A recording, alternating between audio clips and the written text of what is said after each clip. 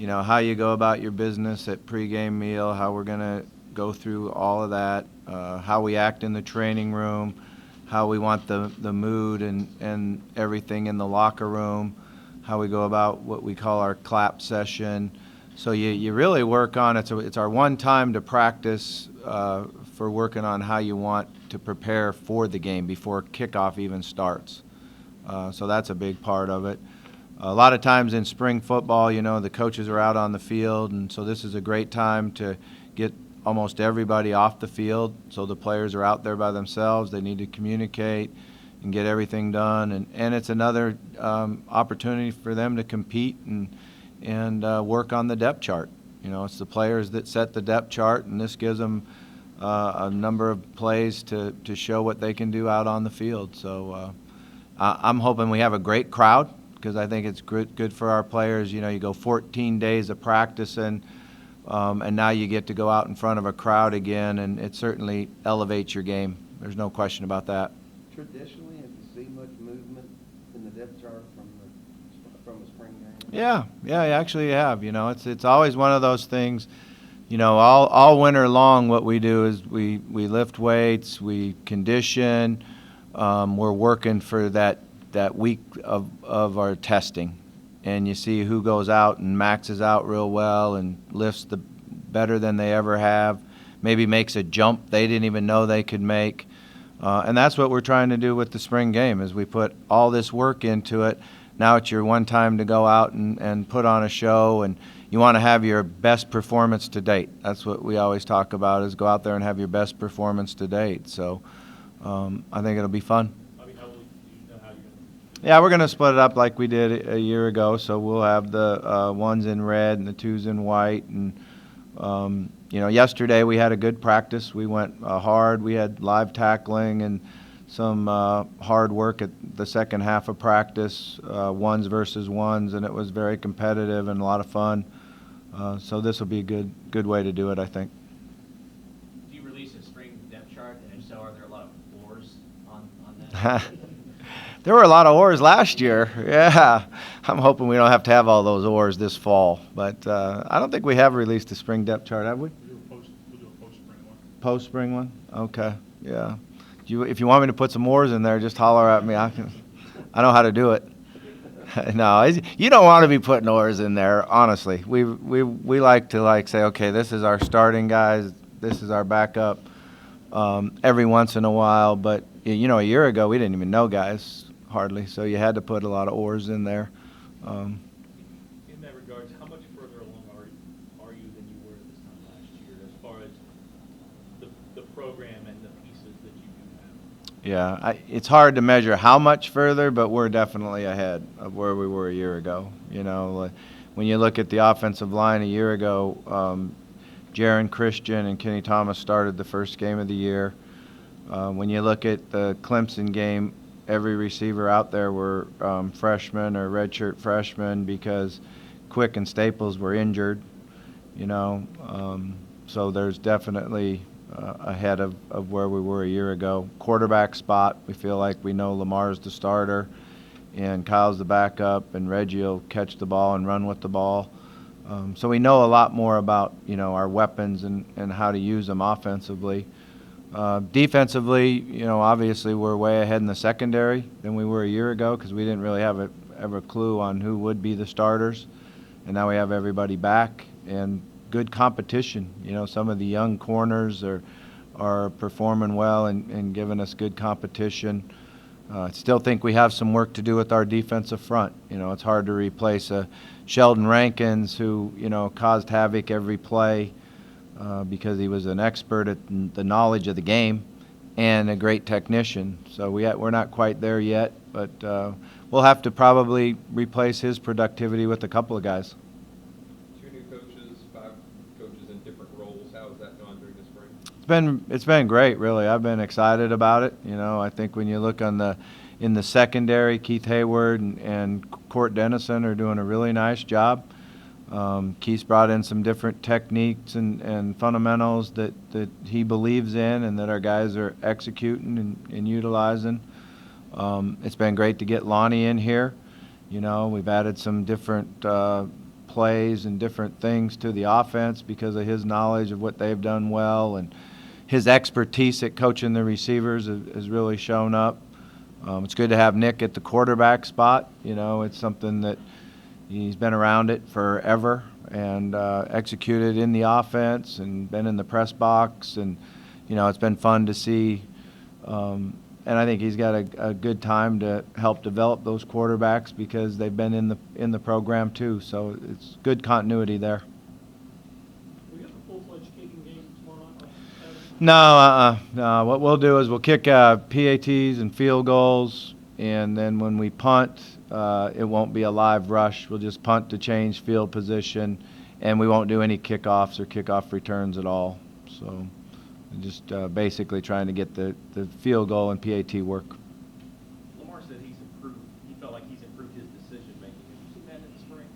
Definitely. You know, we've been really harping him on two things. Number one is every play you have a decision to make.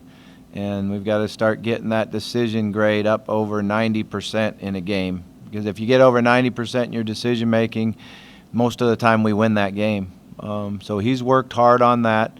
He's done a nice job of it, you know, specifically in the scrimmages, which is when you want to see it show up.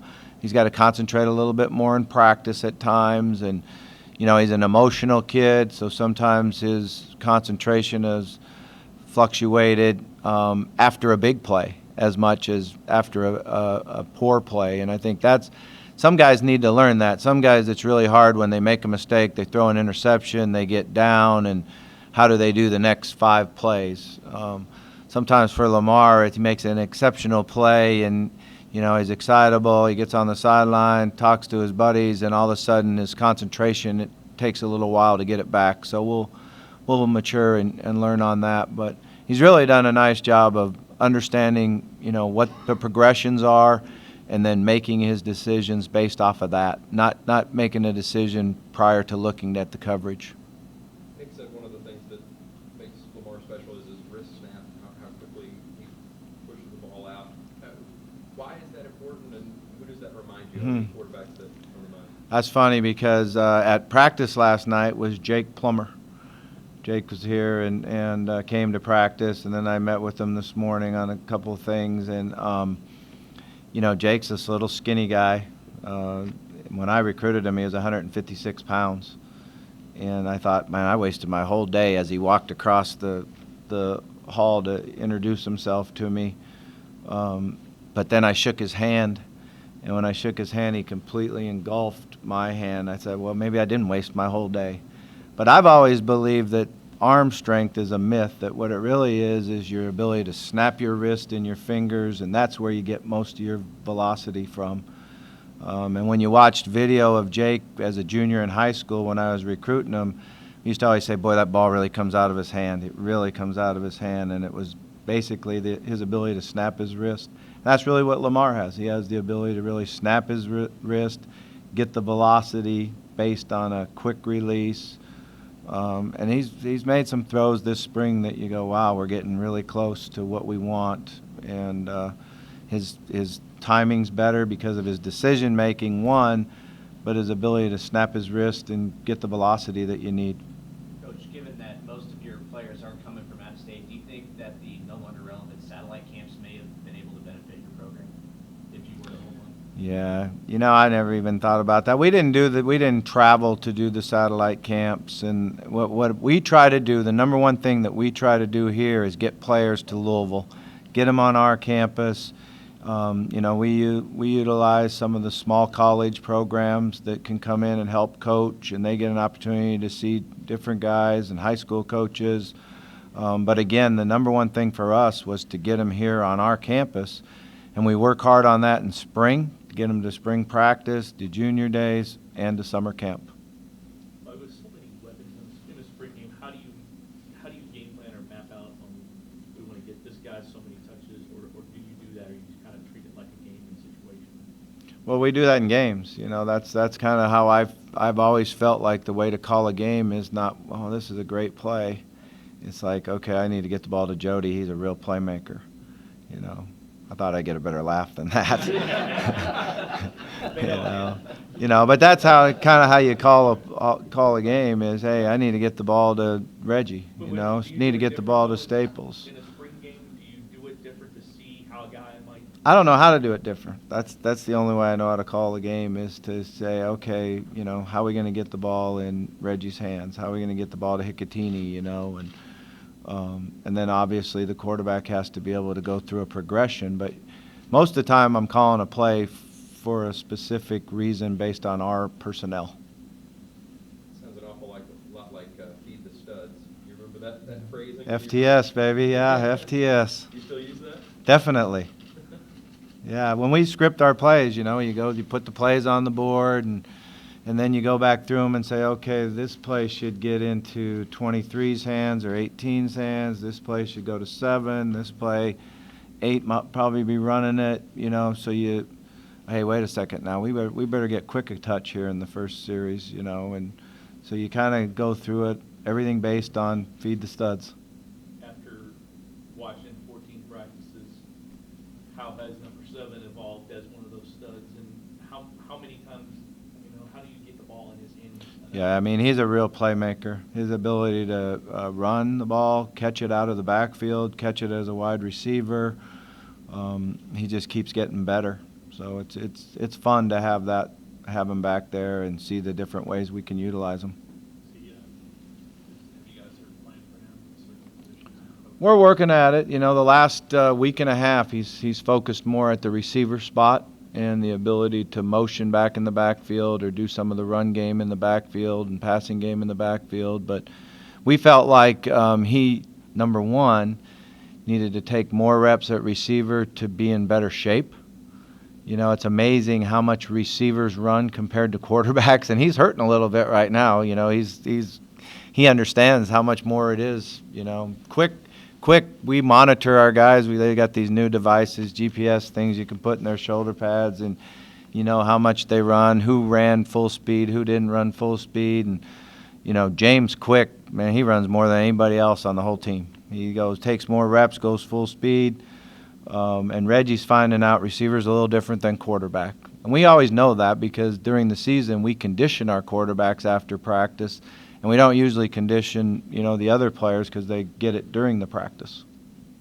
With number 8, that's an easy stud to feed when he touches the ball on every play. What kind of freedom will he have this year? Is it one of those things where he has freedom to make a play based off his judgment until he makes those mistakes, or how do you see that going with you giving Lamar, room to operate with his offense? He's got room to have the freedom to execute the offense the way we want it done.